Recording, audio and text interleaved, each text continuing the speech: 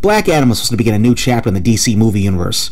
The arrival of Dwayne "The Rock" Johnson, the so-called biggest movie star in the world, was supposed to help bring stability to the struggling universe and then take it to new heights. But in an ironic twist, it'll likely wind up going down as the film that killed the DC film universe. The problem with The Rock is that he specializes in making the blandest movies possible. Movies that after you watch them you go, that was okay, and then forget the entire story 15 minutes later.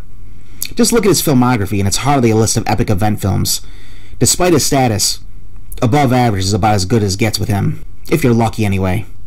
So when The Rock decided to take a lesser-known character in the DC Comics universe, one who was mainly known as a villain to Captain Marvel, aka Shazam, aka Zachary Quinto, and tried to turn him into his own version of Superman, it felt like a disaster in the making. And it was. A big part of the promotion was bragging about how Black Adam was willing to kill people unlike other superheroes. But all he does is kill bad guys. It's not even graphic. He just shoots lightning bolts out of his body and they turn to dust. Instead of playing the character as the villain like he's known in the comics, or even as an anti-hero, Black Adam was portrayed as a hero from beginning to end. He's originally a slave who was given magical superpowers to overthrow a tyrannical king. Black Adam's been asleep for thousands of years until he's awoken in the modern day. The country, named Kahndaq, is now being controlled by some generic mercenary gang. The movie tries to play it as a question as to where Black Adam's loyalties are going to lie, if he's going to help liberate the people of Kahndaq or not. But he's pretty much killing the evil mercenaries from the beginning. He makes friends with the son of the resistance fighter who woke him up, and this is also what makes him decide to save Kahndaq, even though, again, he's been saving people and killing mercenaries from the second he woke up. It's dull, it's predictable from beginning to end, and the movie feels twice as long because of it. Maybe the movie would have worked if The Rock was actually good in the movie, but he's awful. He plays pretty much the same character he always plays. He never shows weakness, nobody is as tough as him, and he's too cool for everyone else. It's a part of The Rock's contractual demands that he has with all of his projects these days. He's got to always look heroic, he can never look bad, and he can never lose a fight. All to protect his brand, and it negatively affects the movie. Even when he needs to get physical in the movie, he just doesn't look good in it. Instead of having fight scenes, he spends 90% of the movie standing there in front of a green screen, and the filmmaker CGI and a bunch of bullets and missiles bouncing off of him while he stands there with a blank look on his face. The Rock is supposed to be an action hero. Is it too much trouble for him to throw a few punches at some extras?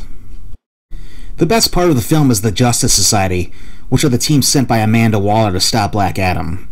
The team is comprised of Hawkman, Dr. Fate, Cyclone, and not Ant-Man. I mean, Atom Smasher. Dr. Fate in particular, played by Brosnan, is the best character in the movie. Brosnan is acting circles around everyone in the film in every scene he's in. So of course they kill him off in the movie.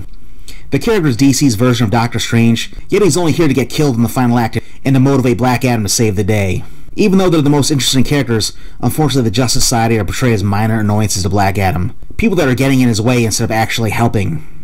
Hawkman in particular spends the entire movie getting clowned over and over again by Black Adam. I wouldn't be surprised to find out that The Rock originally tried to get Kevin Hart to play Hawkman, because the part reads like a Kevin Hart role in the movies he's done with The Rock. It's a shame too, because Aldis Hodge seems like a good actor, but he's The Rock's bitch in this movie. I don't even want to go into the villain. What the hell is that supposed to be? The worst villain I've ever seen in a superhero movie, easily. It makes the Enchantress from Suicide Squad look like the Joker in The Dark Knight by comparison. The movie would have worked a lot better if instead of a Black Adam film, this was a Justice Society film that featured Black Adam as the villain. The Justice Society was much more interesting than Black Adam.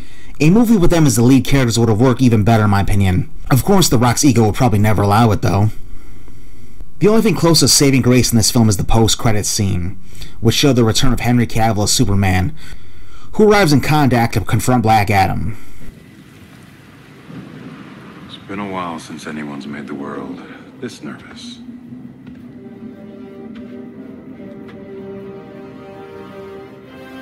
Black Adam. We should talk. The movie may have been shit, but at least we finally got confirmation that Cavill was back as Superman. At least we got the King back, you know? Or not. So the best part of the movie meant nothing then, huh? Oh well, fuck him then. Henry Cavill's too good for those shitheads anyway. I hope Warhammer kicks ass. This was supposed to create a new superhero franchise for Warner Brothers and The Rock and bring back Henry Cavill to the role of Superman, and hopefully lead us into finally getting a Man of Steel 2. Instead, this winds up being a big fat nothing. A 2-hour waste of time that accomplished jack shit. The Rock really needs to change things up at this point. He's beginning to be known for mediocrity, mostly. He constantly gets compared to Arnold Schwarzenegger and Sylvester Stallone, but the only thing The Rock has in common with both Arnold and Sly is that they've all made tons of shitty movies. Unlike The Rock, though, they've both made iconic movies that will stand the test of time and never be forgotten. Can you say that about any of The Rock's movies? Everything he's done is forgettable. He seems more interested in being a pitchman and hawking his latest product than being a great actor, and it seems like every week he's got some new crap to promote. He's got his own sneakers, an energy drink, and a shitty tequila that he promotes at every opportunity. The Rock needs to focus on making great movies, because after Black Adam, it feels like he's quickly losing that status of the world's biggest movie star that Hollywood crowned him as. He needs to find his Predator or Rambo. It felt like maybe he wanted Black Adam to become that, but instead just wound up being another forgettable Dwayne Johnson movie. And it'll only be remembered for being the last movie to come out before Warner Brothers killed the DCEU. In the end, Black Adam is a big nothing for everyone involved.